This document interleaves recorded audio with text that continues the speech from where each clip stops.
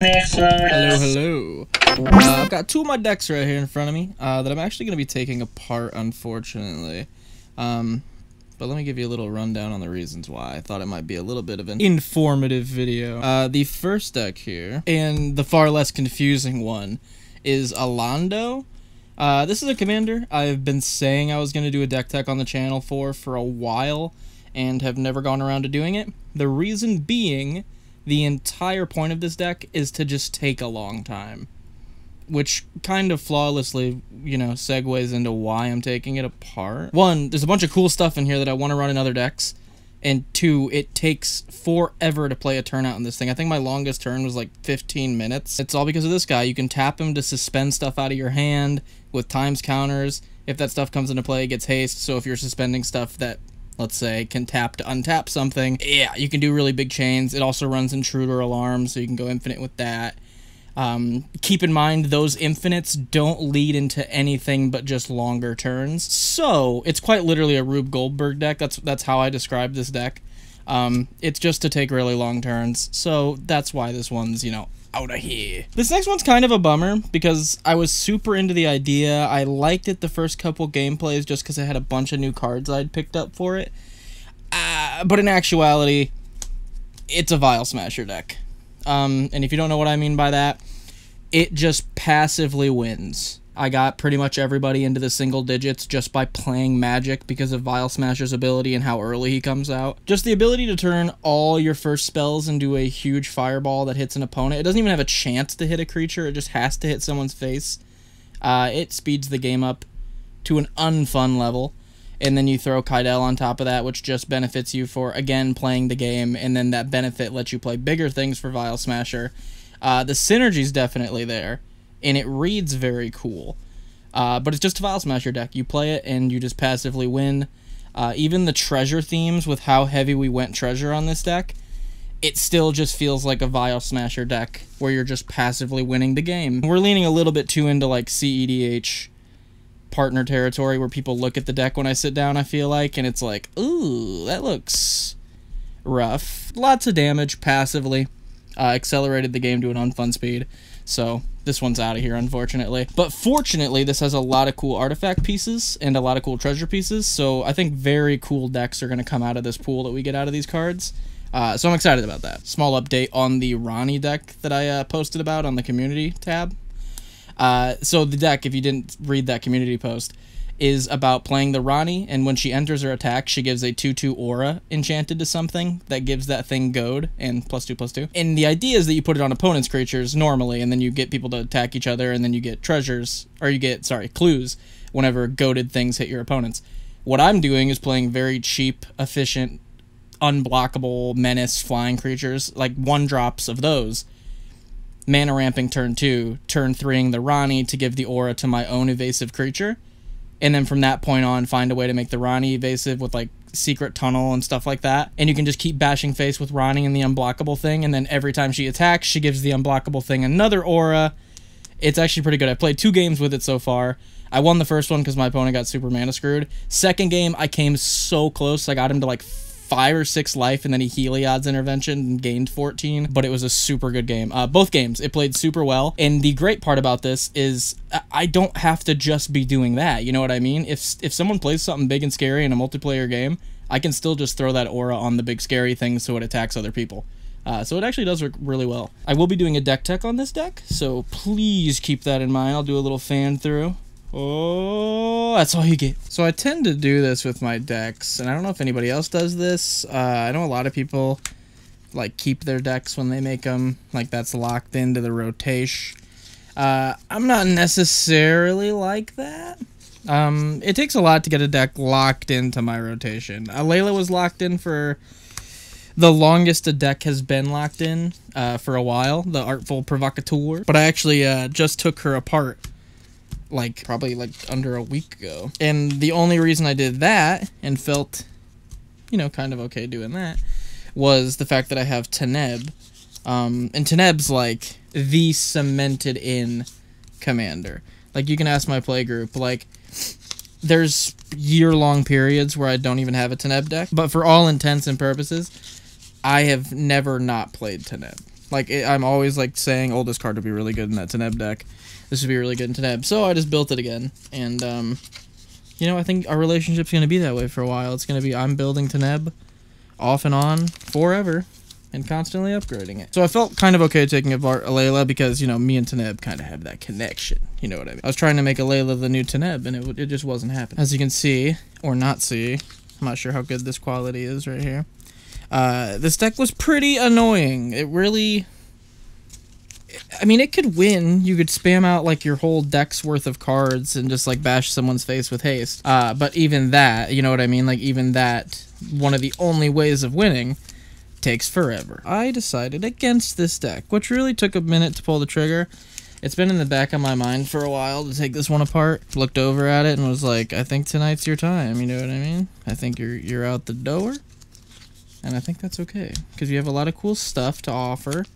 And I think a lot of cool decks are going to come from you. So I think that's fine. So right now, we've got Teneb, Rith, and the Rani, which is very interesting. Not the lineup I was expecting at this point in time. The Rani, very enjoyable to play. I can't lie. Those two games, I had a very fun time playing those. This Rith deck, if you haven't read this guy, you can go ahead and take a little read there. This dude's sweet. And what's even cooler about this guy is I pulled one of these out of a booster. Now, how perfect is that for Rith?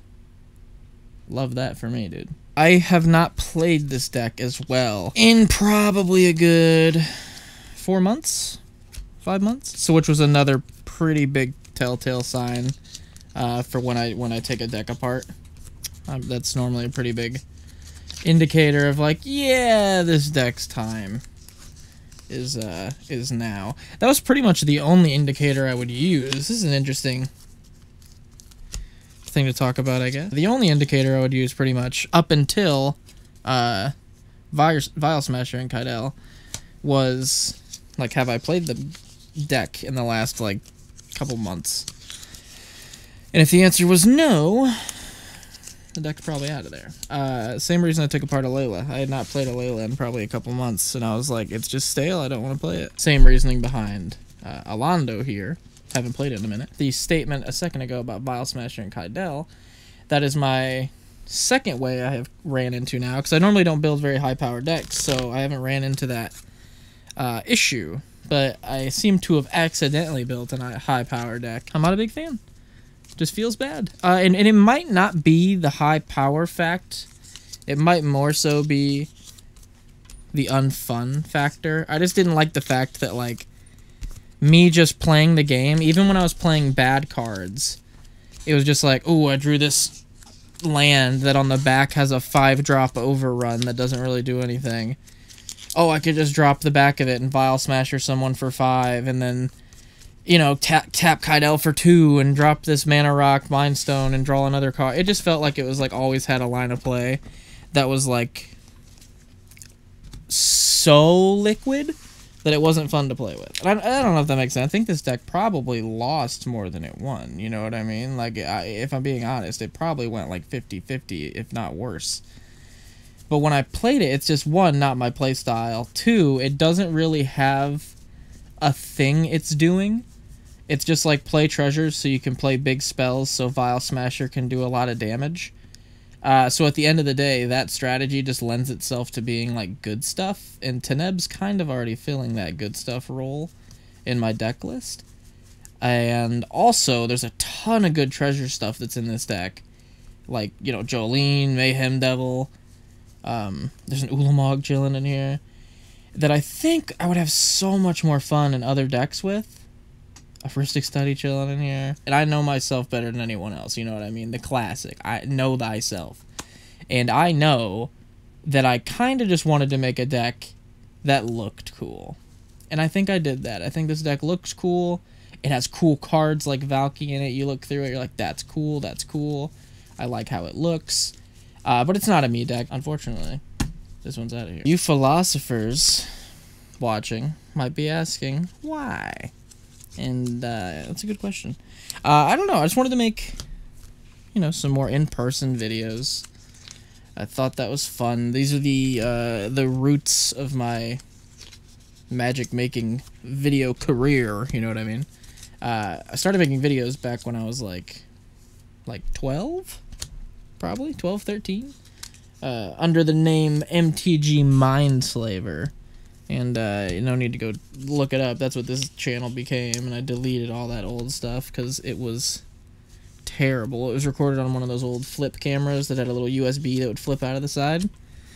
It was just a bunch of deck techs. That's literally all that was on there. Oh, there's actually some trade updates and stuff like that. But these are kind of the style videos, one, that I used to make. So, you know, an homage to the old style videos here. Focus up. Focus up, Cam. Come on, you're a paid actor, dude. You gotta do your job. Not only is it an homage to the old style of videos and a younger me, it's also the type of videos I want to be making. It's the videos I like watching. You know, I enjoy the videos where they're highly edited and it's just, you know, PNGs of cards and, you know, my videos, essentially. My favorite are people going to, like, Magic conventions, interviews with, like, judges and people that are really passionate about the game. People going to, like, LGSs. I like stuff like that. You know, people de-sleeving their decks and being really cool guys and just talking. Some more stuff like this, where it just kind of feels like we're chilling, you know what I mean? Just taking apart a deck, you can kind of play it in the background. Listen to me yap, dude. Listen to Google Yaps over here. I also want to start doing my deck techs IRL. I know that might not be a fan favorite, but one, the editing on the deck techs is a bitch. Like 100 card images just in case you need to use any of them. They probably last a good 40-45 minutes worth of footage and recording, and then you have to chop that down to like a good 10-15 minutes, and then you have to edit all that down, and at the end of the day it's like, that feels like I could just, like, show the deck, you know what I mean, in real life, and save both of our times, and have more time to make content that actually requires the editing, and some of my skill set, you know, could be put to good use. I'm making sure this dude's staring you down right now. That's priority number one. If there's any content that you guys would like to see that's kind of IRL style, please let me know. I mean, any content, period, but if you could give me any ideas for that style. I really enjoy just, like, having actual cards. I don't know if that's a universal thing for Magic players. Come on, focus up. To enjoy is, like, seeing someone have the card. But I love that. I think I say this a lot. It's probably my most said phrase on this channel, but I'm not sure what the point of this was. But I hope you enjoyed it. I hope it was something that's kind of cool. Maybe you saw a card you like. Maybe you like something I had to say. Maybe you are going to comment and agree. This was pointless.